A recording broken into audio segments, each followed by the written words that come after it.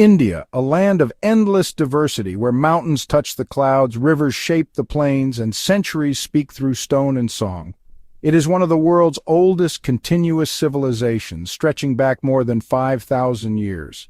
A story that weaves together the threads of culture, science, philosophy, and spirituality. Our journey begins in the fertile plains of the Indus River, in what is now Pakistan and northwest India.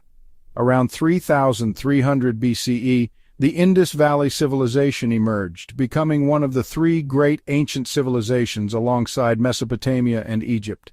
Cities like Harappa and Mohenjo-Daro astonished archaeologists with their advanced urban planning.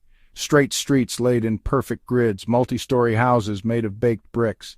The people of the Indus traded with Mesopotamia, used standardized weights, and produced exquisite jewelry, pottery, and seals carved with mysterious symbols, a script still undeciphered to this day.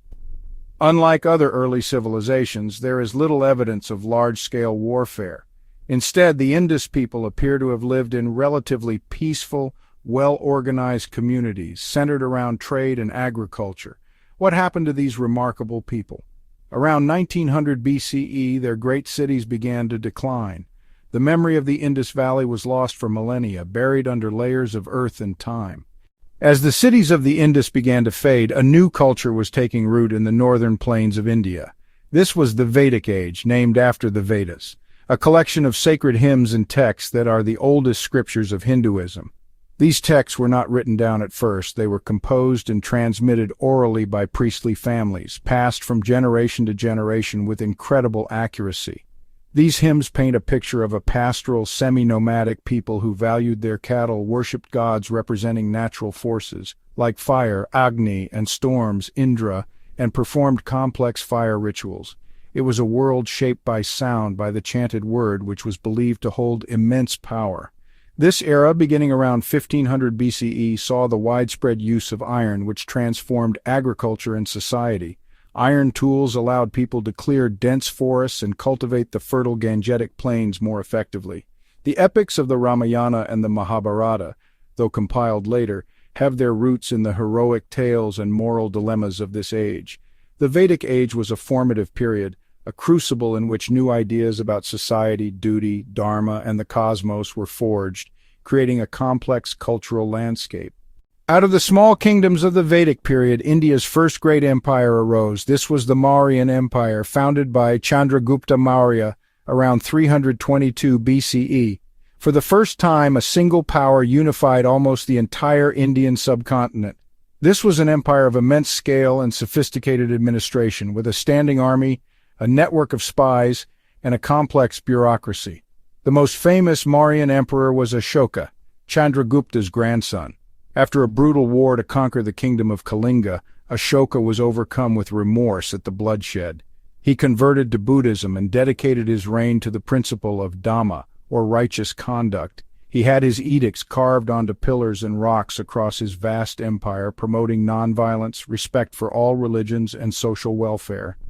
Centuries after the Mauryans, another great empire emerged from the same heartland, the Gupta Empire, which flourished from the 4th to the 6th centuries CE. This period is often called India's Golden Age. It was an age of stunning temple architecture and sculpture, where the divine was rendered in stone with sublime grace and beauty. Indian mathematicians developed the concept of zero and the decimal system, a revolutionary innovation that would change the world. Aryabhata, a brilliant astronomer and mathematician, correctly calculated the length of the solar year and theorized that the Earth rotated on its own axis. Over thousands of years, India became a birthplace for some of the world's greatest spiritual traditions: Hinduism, Buddhism, Jainism, and Sikhism, each offering profound philosophies about life, the universe, and the soul. Siddhartha Gautama, a prince who renounced his palace to seek an end to suffering, achieved enlightenment and became the Buddha. Buddhism spread from India to China, Japan, and Southeast Asia, influencing cultures far beyond its homeland. Great universities like Nalanda in modern-day Bihar became vibrant centers of learning, attracting students and scholars from all over Asia. Beginning around the 12th century, a new force arrived in India, bringing with it a new faith and a new culture. Turkic and Afghan warriors, inspired by the religion of Islam, swept down from the northwest, establishing the Delhi Sultanate. A new style of architecture, combining Islamic arches and domes with Indian motifs and craftsmanship, began to change the skylines of cities like Delhi. This process of synthesis reached its zenith under the Mughal Empire founded by Babur in 1526. The Emperor Akbar, in particular, was a visionary ruler who promoted a policy of religious tolerance. He invited scholars from all faiths to his court for debates and discussions. The Emperor Shah Jahan, driven by love and grief, commissioned the Taj Mahal as a tomb for his beloved wife, Mumtaz Mahal. Mughal miniature painting, with its exquisite detail and vibrant colors, documented court life, epic tales, and the natural world. As the Mughal Empire began to weaken in the 18th century, another power was rising, arriving not over land but by sea. The British East India Company, a private trading firm, gradually transformed itself from a commercial enterprise into a political and military force. India, once a land of fabled wealth, was now being systematically drained of its resources to fuel Britain's Industrial Revolution. The turning point came in 1857 with the Great Indian Uprising, which the British called the Sepoy Mutiny. The uprising was ultimately crushed with great brutality, but it marked the end of the East India Company's rule. In 1877, Queen Victoria was declared Empress of India.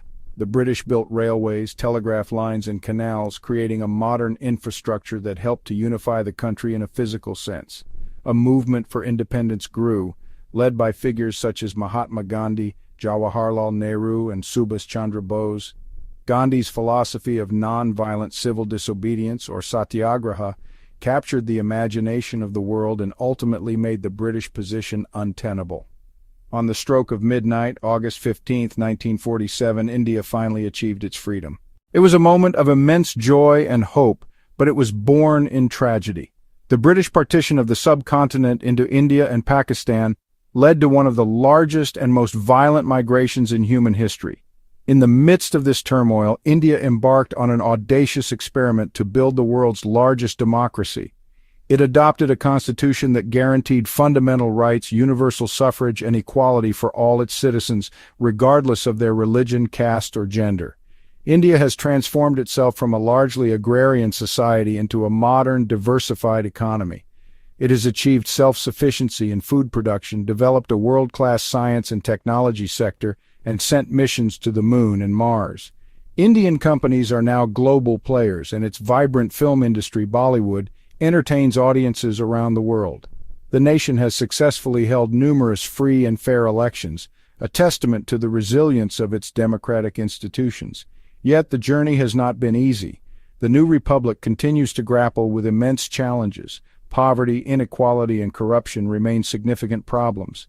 The ancient fault lines of caste and the newer tensions between religious communities continue to test the fabric of the nation. Balancing rapid economic development with environmental sustainability is a critical challenge for the future. India's story is not a simple tale of triumph. It is a complex, ongoing struggle to live up to the high ideals of its founding fathers and to ensure that the fruits of progress are shared by all its 1.5 billion people. India's story, from the Indus Valley to the digital age, is ultimately a story of continuity and resilience. It is a living civilization, constantly absorbing new influences while retaining its ancient soul. The epic of India is not over. It is being written every day in the lives of its people, a testament to the enduring power of a civilization that has learned time and again to reinvent itself for a new age.